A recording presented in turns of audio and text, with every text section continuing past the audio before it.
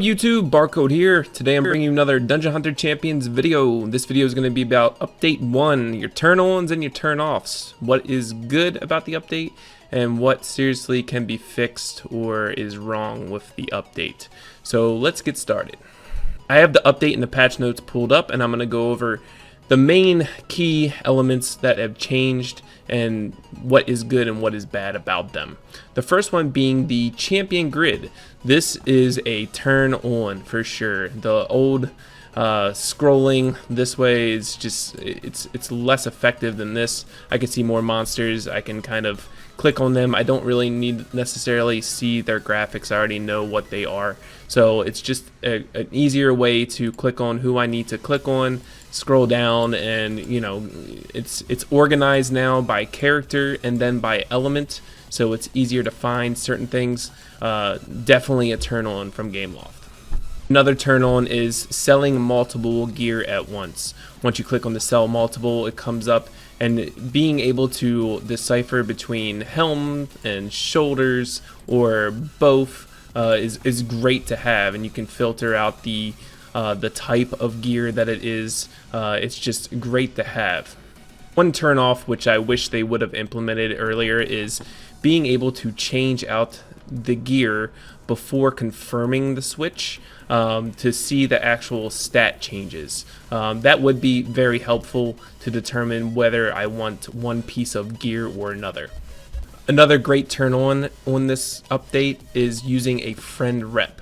So now currently when you use a friend rep, the friend will not get the gained experience, and it will be directed towards whatever minions you're bringing. So you know, normally on Legend 7.3 you'll get about 3,600 experience on a double experience. Once you take out one of your champions and put in a friend's rep, then they get 4,800 experience each, which is a definite plus and a definite turn on in my opinion. One more turn off to the update is the chat. So the chat was supposed to be fixed in this update, and when you scroll up, new messages won't make you go back down to the bottom. However, it still happens, so definitely need to fix that. Communication is key in these games, and a lot of people while they're farming like to chat in the global chat, so let's make sure to fix that on, you know, coming up soon or in the next update. Great turn on is the time. So after you finish a battle and you have the victory screen, your time that you placed in that dungeon is now set in the top right corner. This can help you determine what teams are better for speed runs for Steel Widow 10 or Elder Drake 10 or whatever the case may be, even farming to see farmers how fast they can farm. Instead of having to keep an eye on the time right when you finish the battle, it's displayed at the end, which is a huge plus and a huge turn on. A definite turnoff for me is the friend rep. So, you know, they did increase the experience gained in your champions that you are leveling up when you use a friend. That's great, that's awesome.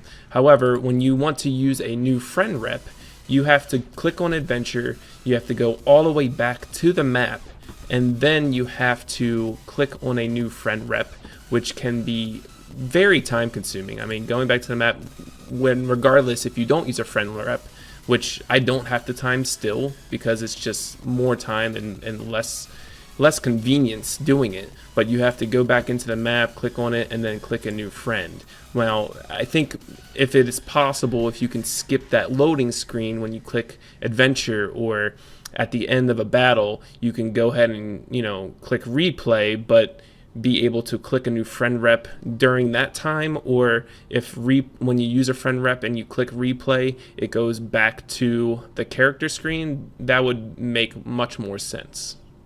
Turn on, which a lot of people didn't even know this could occur, but when you ascend a champion, sometimes they get stat bonuses. So when you ascend Fire Siege, his accuracy increases by 30%, and this isn't just, you know, team synergies. This is literally a increase in their stats by, Fire Esper gets a crit rate of 15%. Fire Snake, she gets a new synergy trait. She doesn't get any stat bonuses, but the Fire Naga gets increase in accuracy. This is just huge and can determine who you want to ascend first, so you can make a decision for yourself. Another great turn on is the champion shards. Whatever day of element that is for the bull dungeon, you can buy champion shards at 4, getting 4 extra shards with the use of guild coins. Now, this isn't really a longevity kind of thing, because once you get that monster, you're good to go. For Xenia, for example, or Dark Dryad. However, it is a great function to have if, say, you have 37 shards and you ran out of time for the dungeon. You don't want to wait a whole nother week. So just spend 80 coins from your guild, and then you get the last 4 pieces. Another definite turn on is the revenge tab in your PvP.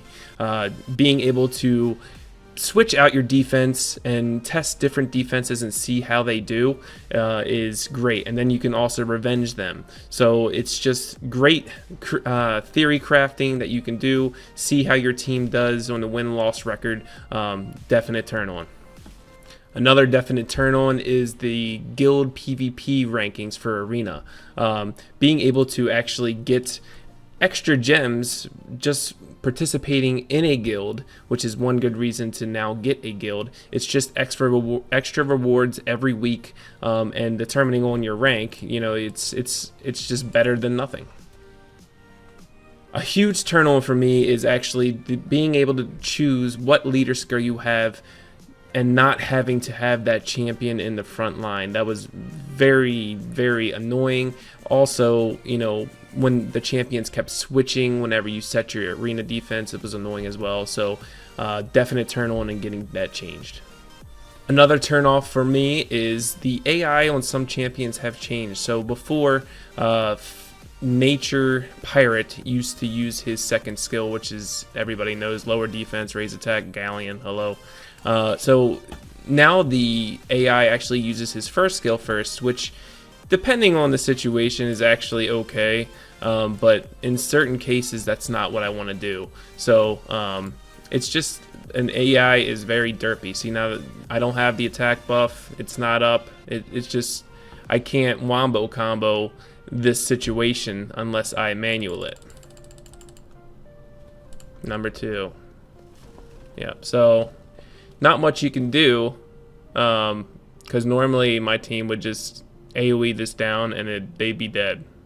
But since I don't have the defense buff, the defense break, and then I don't have the attack up, they don't get nuked. And then, as you can see, the Xenia survived, did 1 heal, my team got wiped. When you take a AoE cleave team like I did, there's nothing you can do if the AI is derping. So before, this would actually work, now it's not. Definite turn off. Now let's see what happens when I manual it. Before, I would use the AoE defense break and attack buff on auto and be fine. So let's see what happens now.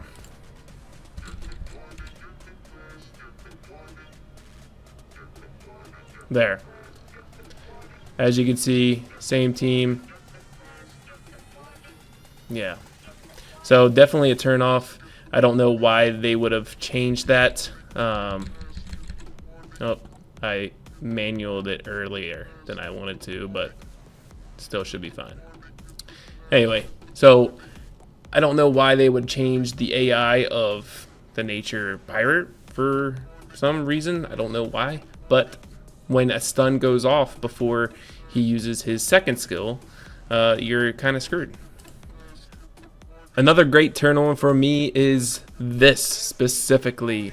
Would you like to spend 30 gems on to refill your energy? Why, yes I would. So I don't have to go back to the adventure map and go back to whatever the case you are doing.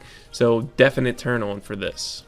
A definite turn on for me is the change to Water Snake Lady's AI. Now she will use her ultimate skill, her last skill, on cooldown as the AI on auto, which will definitely make your teams much more faster.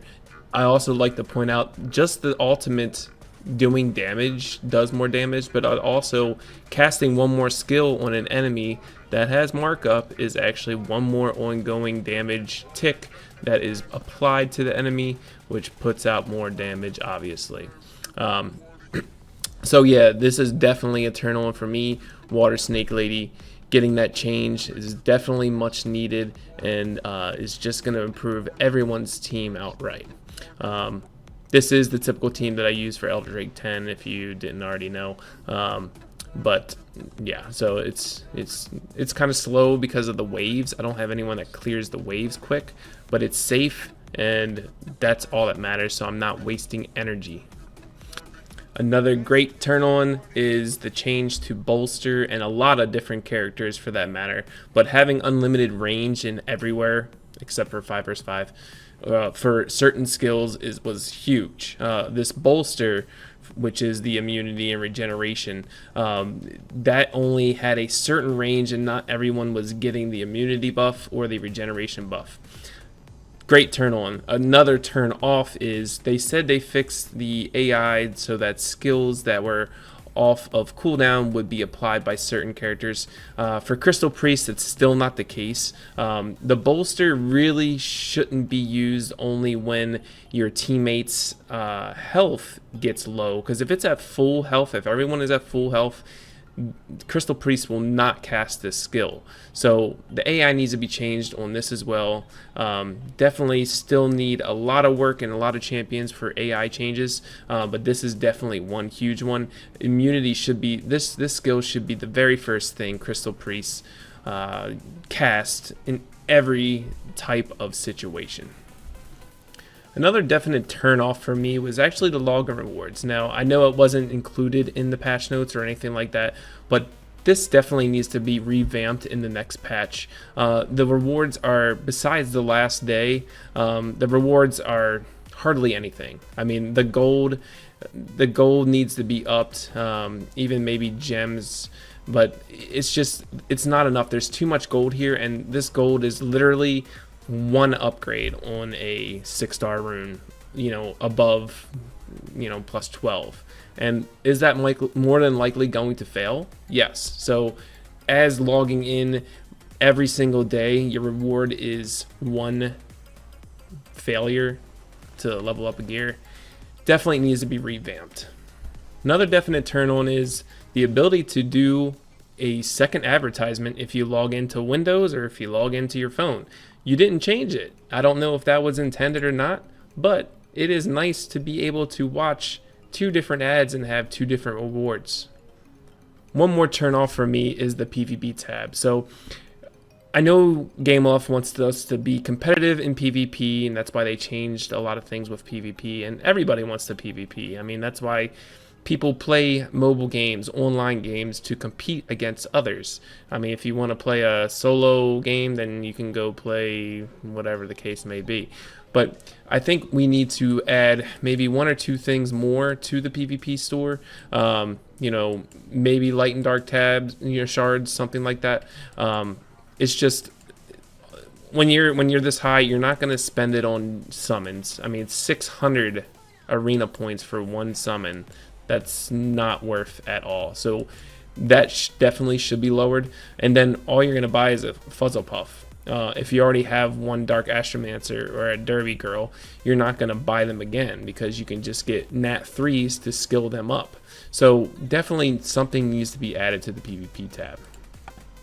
Another turnoff for me that wasn't included in the patch notes, I did talk about the champion shards, that's great, but one more thing needs to be added to the guild store, or maybe multiple things. I mean, right now, I haven't spent any guild coins. I'm not going to spend it on light and dark shards because I can just do 5 vs 5 and get the same thing, or I can just go to the black market and farm Steel Widow 10 for summons and for money, and to buy the shards in the black market. So it's just not worth spending your guild coins. I'm just saving them until they actually release something else into the guild store that is worth. I think adding a tutor Fuzzlepuff to the guild store would actually benefit a lot more players. And actually, since there's no guild wars or anything like that, it's just guild rankings and arena, this will actually make more players want to be in a guild to get that tutor Fuzzlepuff. So that's all the time I have today. These are my turn on and turn offs of update 1. So thank you guys for watching. Like, comment, and subscribe. Please comment down below if you have any suggestions on what you would like me to do next on other videos, different types of episodes you'd like to see, whatever you would like to comment. Please comment. If you do thumbs down this video, please comment why. I like to get criticism. I am good with constructive criticism, and I want to improve. If I am doing a bad job, I would like to know, please. So thank you. Thanks for watching. Peace out.